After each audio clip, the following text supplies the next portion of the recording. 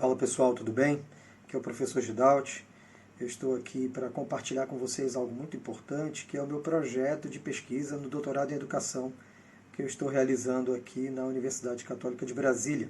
Meu orientador é o professor Dr. Luiz Síveres, e eu vejo esse espaço aqui no YouTube como uma oportunidade também de divulgar, fazer divulgação científica e dar esse relatório para vocês. Acho bacana que vocês compreendam um pouco das nossas angústias, das nossas preocupações enquanto projeto de pesquisa. Tá bom? Acompanhe o vídeo aí, eu não estarei falando, é só mesmo uma apresentação dos slides e a minha voz ao fundo. Um abraço. Olá pessoal, eu sou o Gidalt, professor Síveres e demais colegas da disciplina Epistemologia. Quero apresentar para vocês o meu projeto de pesquisa para o doutorado. O título: Experiência Estética e Educação Emancipatória na Educação à Distância. 3 palavras-chave devem ser trabalhadas para compreendermos melhor a problemática e o objetivo do projeto: educação emancipatória, experiência estética e educação à distância. Nós vivemos em uma sociedade concebida a partir de um projeto, o projeto da sociedade moderna. Esse projeto tem como bases alguns fundamentos, alguns alicerces. Do ponto de vista filosófico, também alicerces no campo da economia. Esses fundamentos migram da economia e alcançam o cotidiano da vida das pessoas, alcançam inclusive os processos de subjetivação. Temos aqui um exemplo clássico da vida coisificada, rotineira, para que se torne mais produtiva dentro das lógicas do mundo moderno, e o que isso é extremamente adoecedor da nossa sociedade, e temos o Chaplin trazendo essa denúncia para a gente, de que nós, uma vez coisificados, tratados como meros objetos no processo produtivo, acabamos levando para o âmbito da subjetividade e das relações interpessoais essa mesma relação coisificada. Tratamos os outros também dessa maneira. Para formarmos cidadãos devidamente qualificados para aquele modelo, para aquele projeto de sociedade moderna, nós também tivemos a criação de um projeto educacional, baseado no cartesianismo científico, no iluminismo e, por fim, no positivismo. Esse projeto ele é muito bem denunciado por outra obra de arte, que é o clipe The Wall, do Pink Floyd, quando, da mesma forma como os produtos das empresas são fabricados, as escolas se tornam fábrica de subjetividade, fábrica de gente qualificada para o mercado de trabalho, num processo nunca antes visto de massificação da educação.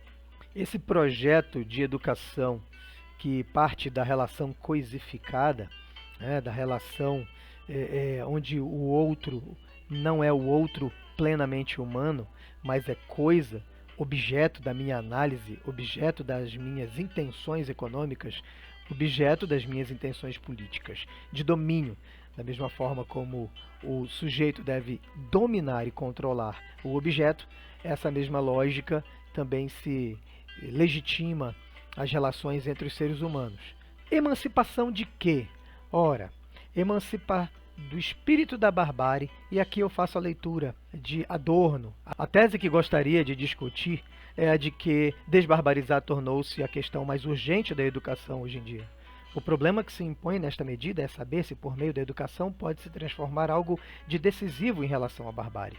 Entendo por barbárie algo muito simples, ou seja, que estando na civilização do mais alto desenvolvimento tecnológico, as pessoas se encontrem atrasadas de um modo peculiarmente disforme em relação à sua própria civilização.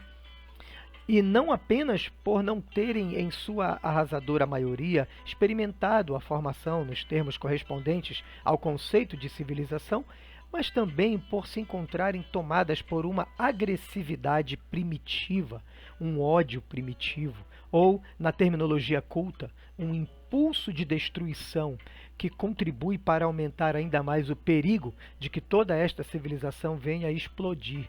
Aliás, uma tendência imanente que se caracteriza. esse pensamento, esse sentimento, essa sensibilidade que nos conduz ao espírito da barbárie, ela tem seu fundamento nas relações de sujeito e objeto, uma relação hierarquizada, também na objetificação das relações, nas narrativas de sucesso profissional e gozo hedonista que desconsideram o outro, um profundo individualismo, liquidez moral e fragilidade dos laços humanos.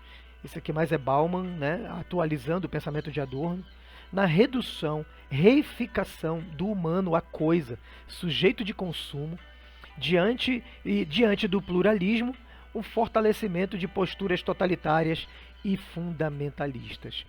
Aí é necessário uma experiência estética, uma experiência de reencontro com o outro. Aqui uma foto daquele filme O Menino do Pijama Listrado. É preciso que a educação contribua para a educação para a sensibilidade, uma sensibilidade solidária, uma sensibilidade que reconheça no outro ser humano um igual, um outro, de fato, ser humano, não coisificado, não objeto de minhas intenções, mas com uma dignidade que lhe é intrínseca. Experiência estética, conforme Lisieux de Luca, é uma experiência de profunda percepção que nos devolve a consciência de que somos seres humanos. Nesse momento, relembramos esse processo da fenomenologia que exige a contemplação de si, onde nós tomamos a consciência da nossa própria consciência. Não há como revisarmos a nossa sensibilidade, a nossa subjetividade de modo mais profundo, sem o exercício da epoché, que é essa redução fenomenológica, a ausência de juízo em torno do outro, e o momento em que nós nos questionamos: será que a maneira como vejo o outro é de fato reconhecedora da sua humanidade? Experiência estética na educação, ela pode ser promovida em 3 momentos. No ensino da história, não a história positivista dos heróis, mas como a história como denúncia da nossa desumanidade. A história, como diria o próprio Adorno, precisa provocar náusea. Ela precisa provocar o espanto diante daquilo que nós já fomos capazes de fazer. O ensino da filosofia também, não como mera exercício de decorar conceitos do passado, de outros autores, mas como o desenvolvimento de uma atitude filosofante condicionada pelo espanto diante da realidade. Aquele que não se espanta diante da barbárie, aquele que não se espanta diante da miséria humana, essa pessoa não vai conseguir olhar o outro de maneira mais sensível, de maneira mais plena. A arte-educação como um caminho, como uma experiência pedagógica que envolve o aluno em sua integralidade, o cognitivo, o emocional e o estético. Tá? Por isso que a arte-educação é fundamental nesse processo de promoção da experiência estética na educação. E aqui nós temos a educação à distância. O crescimento vertiginoso do número de matrículas aconteceu nas últimas décadas, ou seja, nós teremos a maioria absoluta da população recebendo formação de nível superior por meio da educação à distância. Então nós precisamos valorizar a educação à distância e como um local que vai contribuir decisivamente na formação dos novos cidadãos e profissionais. Sistemas educativos e desenhos instrucionais que favorecem a massificação. A educação à distância ela está como ferramenta de lucro, como ferramenta de busca de sustentabilidade das instituições, ela acaba se rendendo à lógica da massificação da educação. Essa massificação que desconsidera as subjetividades, as diferenças, foco em competências para o mercado de trabalho. Aqui há uma redução das competências.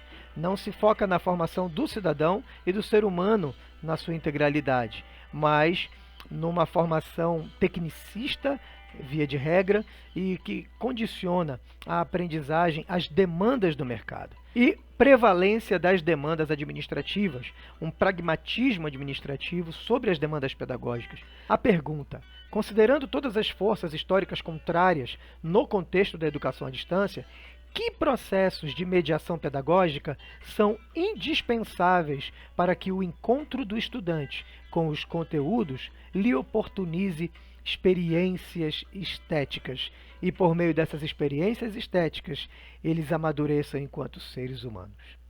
Muito obrigado.